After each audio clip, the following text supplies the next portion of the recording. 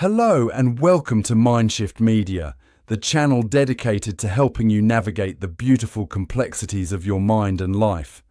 I'm your host, Teodor. Ever found yourself stuck in a loop, replaying a past event, a conversation, a decision, wishing with every fiber of your being that you could change it? Maybe it's a career move you regret, a relationship that ended painfully, or words spoken in anger that you can't take back. We've all been there, haven't we?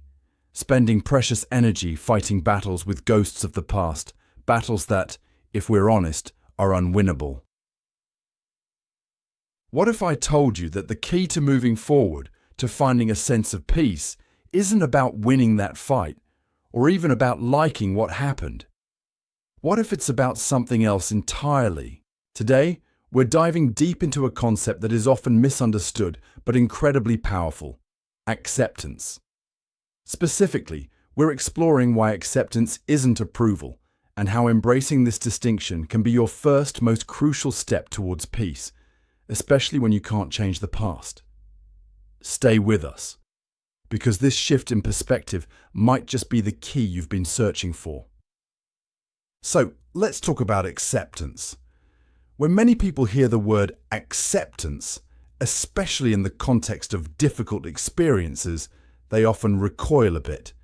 They think, accept that terrible thing that happened. Accept that unfair situation. Does that mean I'm saying it was okay? That I approve of it? That I'm giving up? And that's the core misunderstanding we need to unravel. Acceptance, in the way we're discussing it today, isn't about liking, condoning, excusing, or approving of something. It's not about saying, oh, that awful event was actually fine. Not at all. Acceptance is simply acknowledging reality as it is, or as it was. It's looking a situation, a feeling, or a past event squarely in the face and saying, this happened, this is how I feel right now. It's about dropping the fight with reality. Think of it like the weather.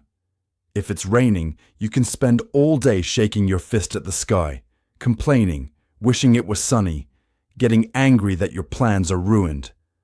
But all that resistance doesn't stop a single drop of rain. It just makes you miserable and wet. Acceptance in this scenario is simply acknowledging it is raining. From that point of acknowledgement, you can then make a choice, grab an umbrella, reschedule, or even decide to dance in the rain. But you can't make those constructive choices while you're still fighting the fact that it's raining. Similarly, when we talk about accepting a difficult past event, say, a job loss or a betrayal, acceptance doesn't mean you think the job loss was good or the betrayal was justified. It means acknowledging, I lost my job, that is a fact. Or, I was betrayed, that happened. It's crucial to separate this from approval. You don't have to like it. Resignation. It's not about giving up on your future or happiness. It's about giving up the struggle with an unchangeable past. Weakness. It's actually a position of immense strength to look at reality without flinching. Forgetting. Acceptance doesn't mean you forget the lessons learned or the pain caused. It means you stop letting the resistance to that pain control your present. So the first mind shift is this. Acceptance is an act of recognizing truth, not an endorsement of it. It's a neutral, non-judgmental observation of what is. And this, my friends, is where the path to peace begins. Now, why is this distinction so important?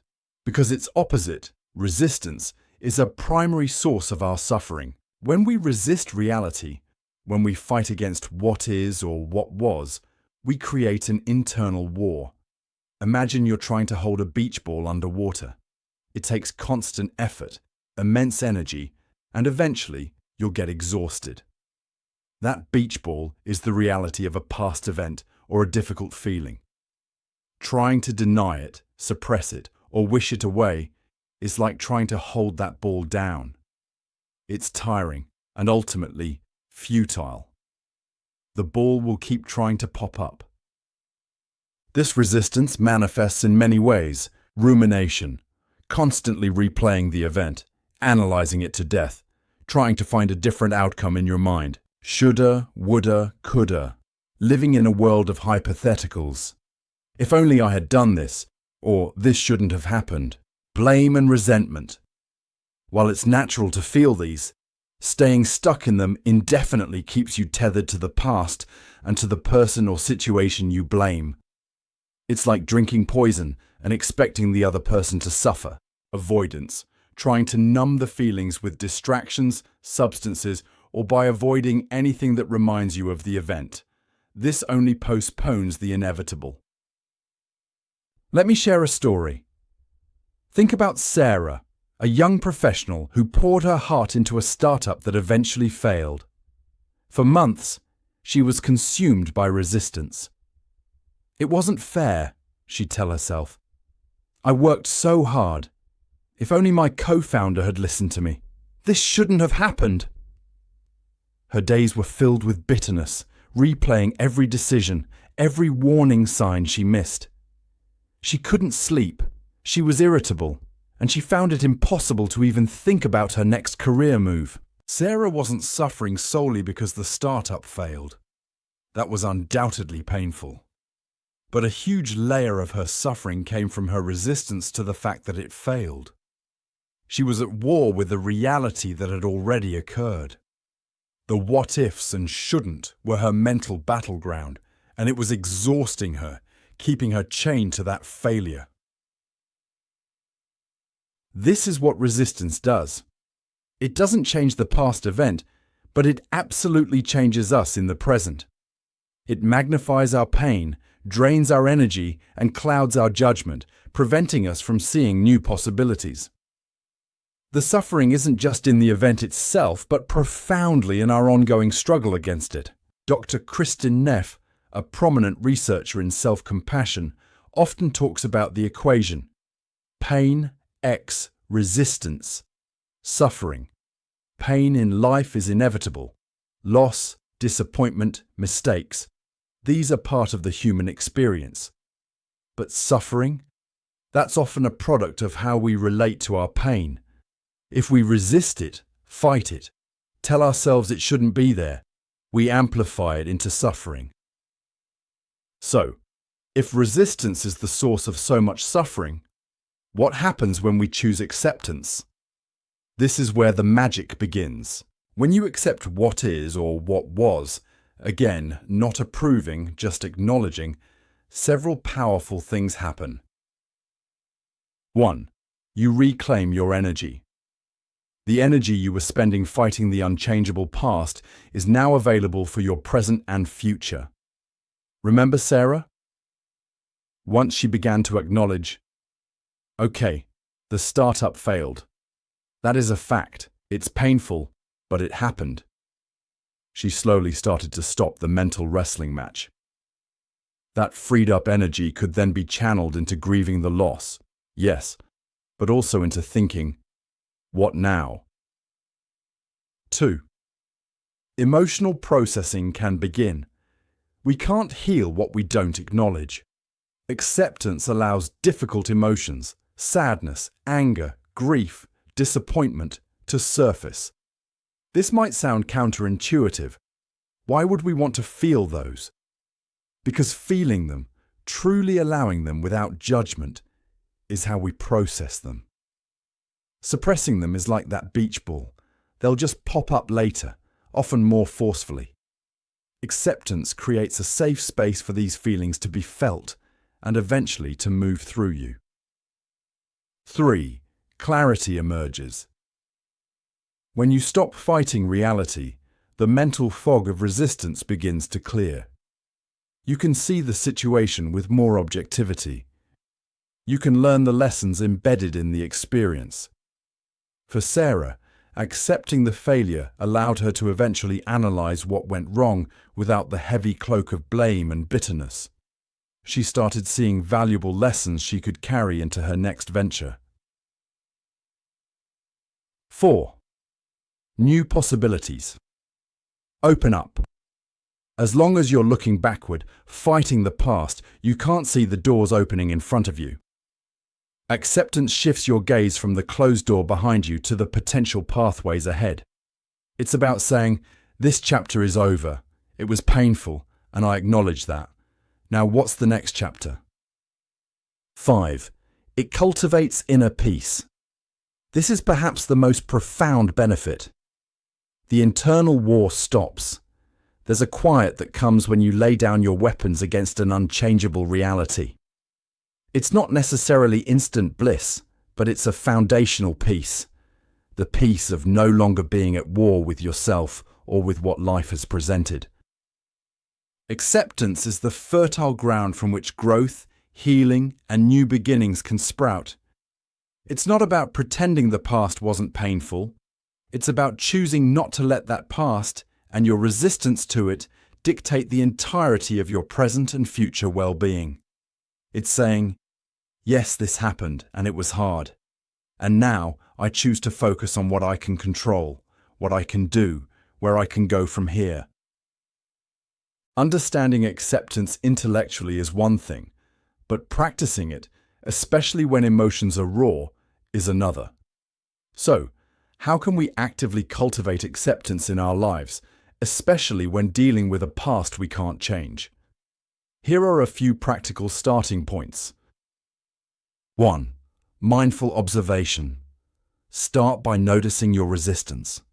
When you think about the difficult event, what are your thoughts? Are they full of shouldn't, blame, or wishing things were different? Just observe these thoughts without judgment. Recognize them as resistance. The simple act of noticing is a powerful first step. You can even say to yourself, there's resistance again. 2. Name the reality. Gently, and perhaps privately at first, try to state the reality of what happened. For example, I accept that my relationship ended. I accept that I made that mistake. I accept that I feel profound sadness about this. Saying it or writing it down can be a powerful act of acknowledgement. Remember, you're not saying it was okay, just that it was. 3. Focus on what you can control. A lot of our struggle comes from trying to control the uncontrollable, namely the past or other people's actions. Shift your focus. You can't change what happened, but you can control your response to it today. You can control how you care for yourself. You can control your next small step forward. Ask yourself, given that this happened, what is within my power to do now? 4. Practice self-compassion. This is huge. When difficult things happen, or when we make mistakes, it's easy to turn on ourselves with harsh criticism. Acceptance is much easier when it's paired with self-compassion. Acknowledge your pain, your regret, your sadness, and offer yourself kindness and understanding, just as you would a good friend going through something similar. Tell yourself, this is really hard right now, and it's okay to feel this way. 5. Allow feelings without fusing with them. When feelings arise, sadness, anger, fear, try to allow them to be there without letting them define you or overwhelm you. You can acknowledge, there is sadness here, rather than I am sad, as if sadness is your entire identity. This creates a little space between you and the emotion, allowing it to be processed. 6. Give it time and be patient. Acceptance isn't a one-time switch you flip. It's a process, often a gradual one. There will be days when you feel more accepting, and days when resistance flares up again. That's okay. Be patient with yourself.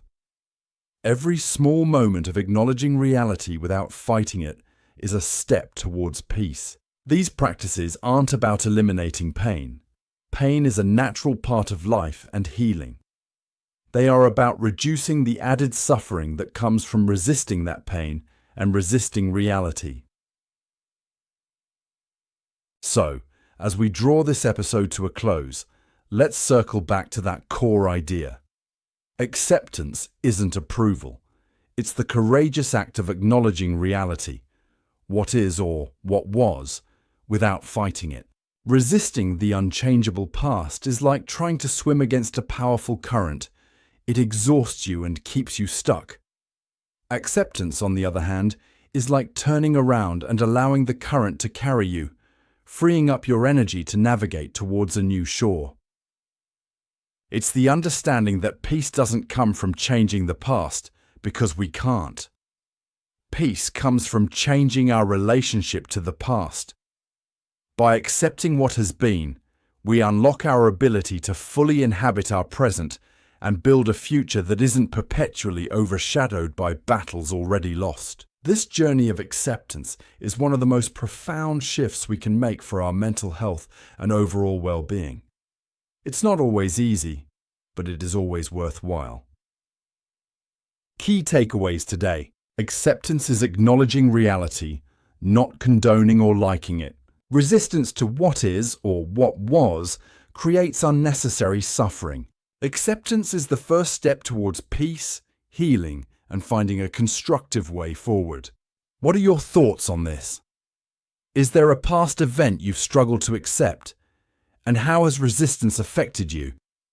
Share your experiences or insights in the comments below. Your story might just help someone else on their journey. Thank you for joining me on Mindshift Media. If you found this episode valuable, please do us a huge favor. Like this video, subscribe to Mindshift Media for more content on mental well-being and personal growth, and hit that notification bell so you don't miss our next episode. Until next time, be kind to your mind, acknowledge your realities, and take that first step towards the peace you deserve. I'm Teodor, and this has been Mindshift Media.